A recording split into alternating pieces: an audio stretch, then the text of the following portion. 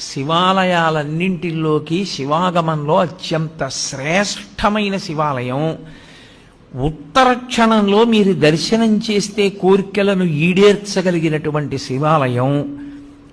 దాన్ని మించి ఇంకొక శివాలయం ఉందని చెప్పడం సాధ్యం కాని శివాలయం పశ్చిమాభిముఖమైన శివాలయం.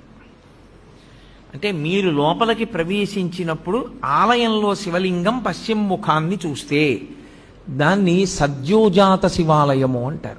అది సద్యోజాత ముఖంతో చూస్తోంది. అది శివాగమంలో అన్ని శివాలయాల్లోకి శక్తివంతమైన శివాలయం అదే. ఈశ్వరుడు తూర్పుకి ఒక ముఖంతో చూస్తాడు, దాన్ని తత్పురుష ముఖము అంటారు. ఇప్పుడు ఇక్కడ ఉండే శివాలయంలో ఉండే శివలింగం తూర్పుని చూస్తోంది. తూర్పుని చూస్తోంది అంటే దాని ఉద్దేశ్యం ఏంటంటే, మీరు లోపలికి వెడుతున్నప్పుడు దేవాలయం కట్టినప్పుడు రాజద్వారానికి ఎదురుగుండా దాని ముఖం తూర్పు వైపుకుంటుంది. తత్పురుషము అంటారు.